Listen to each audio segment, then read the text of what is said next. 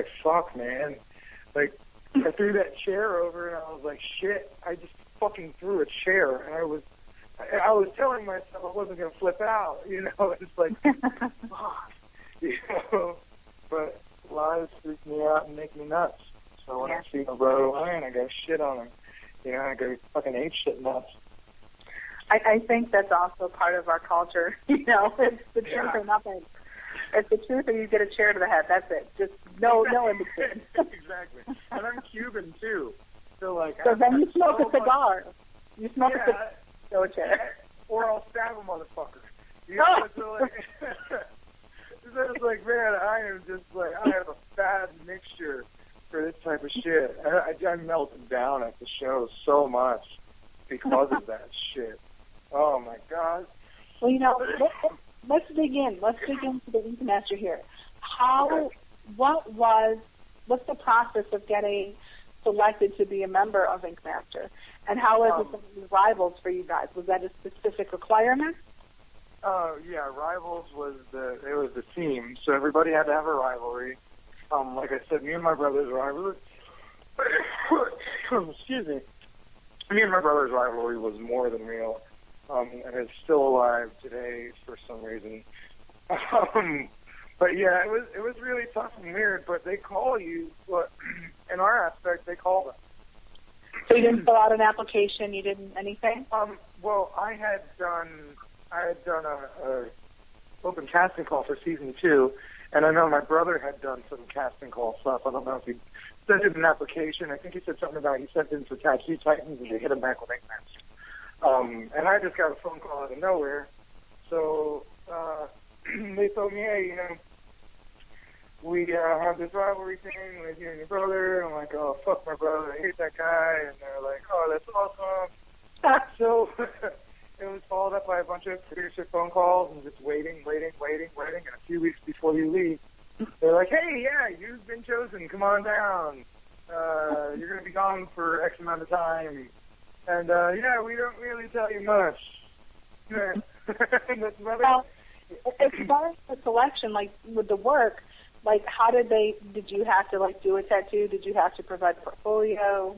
No, you have to provide a portfolio. And, I mean, from my basic viewpoint of the show, is they have everyone from beginner level to master level.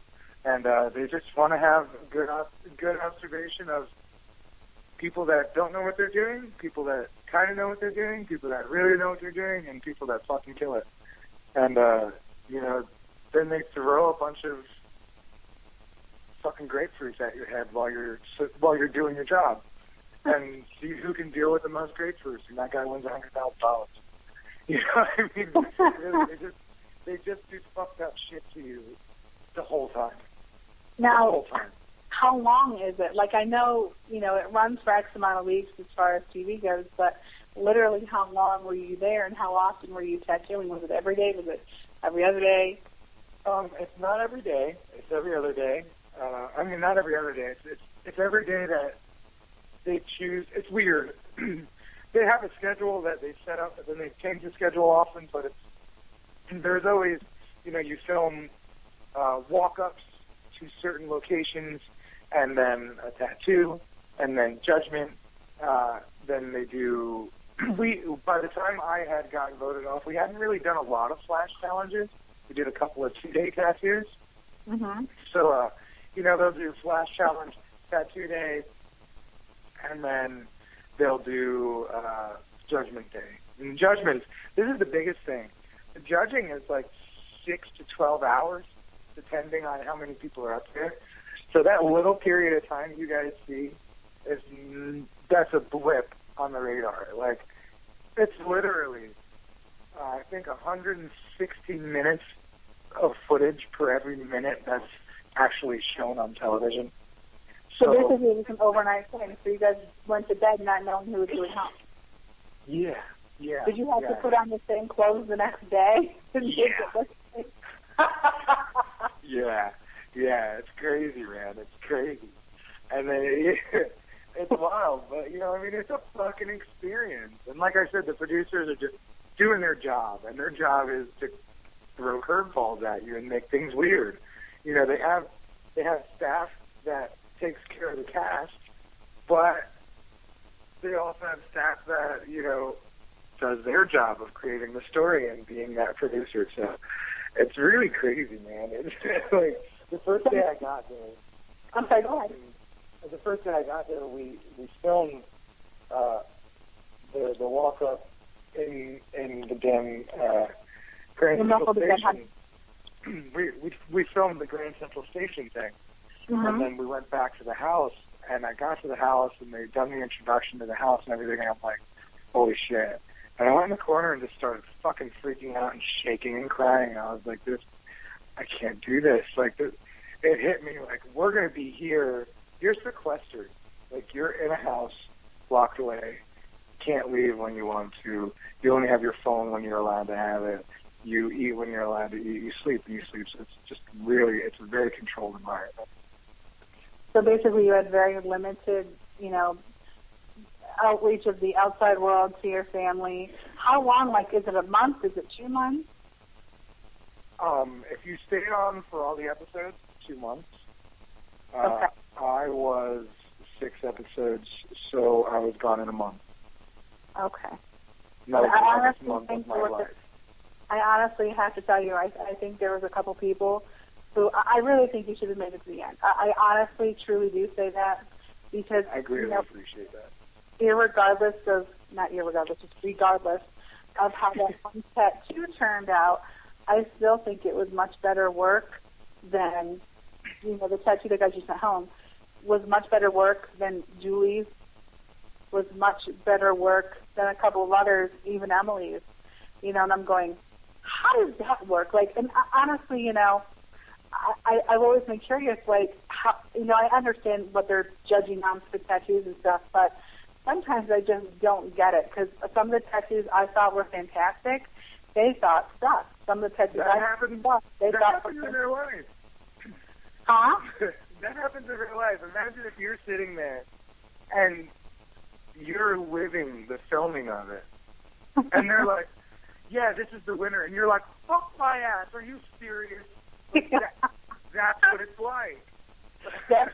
Honestly, I thought Sarah should have won over the other guy. I think, I forget his name, but I think Joe she was. Hamilton.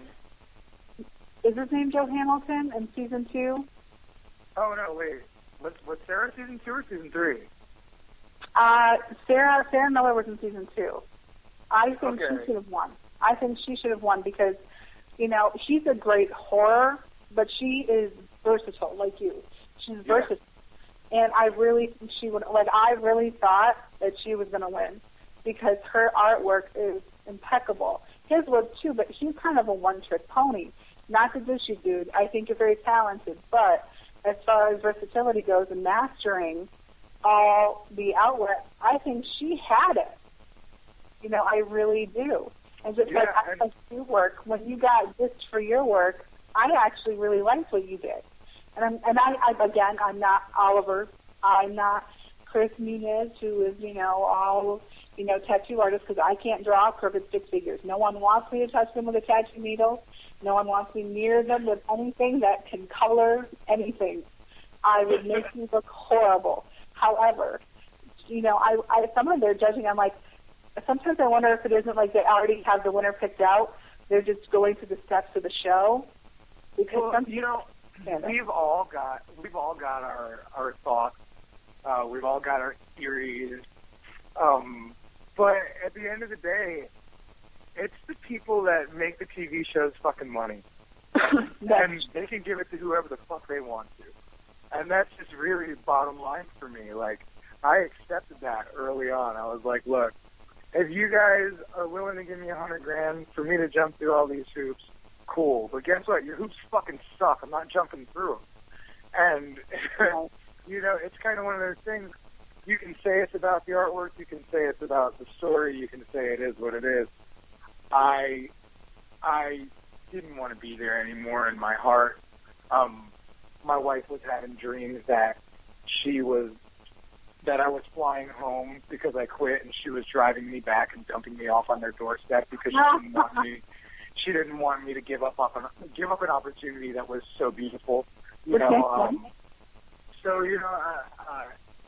it was a really hard place to be at because I would have sucked a dick to be there until I was there, and I was like, fuck this place sucks dick.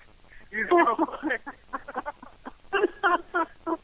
And so it's fucking nuts, man. Doing reality TV is screwy, especially competition reality TV. You're sitting there trying to give your love and heart and soul into what you're doing, and they're telling you fucking suck. So it's a rough place to be, man. So it's about the tattoo for the day. It's not about your portfolio. I know my truth. I know the quality of tattoos I produce. I know the heart and soul and love and investment I put into all my shit. And I know the roadblocks that they put up and the things that they took from me that make my tattooing just not flow the same. You know, I like to fucking smoke weed while I'm at work. You can't smoke weed while you're there. I like to listen to music. You know, like, fuck them. Josh did, well, I mean, I'm not saying I didn't ever, but I'm just saying I never got caught. But I didn't, like, I was, like, even when I was there tattooing and Josh was there and he would offer it to me, I wouldn't do it when we were filming or tattooing because I'd be so fucking scared to be stoned.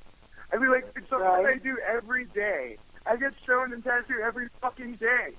And I can't do this because I'm scared as shit at what's going to happen to me.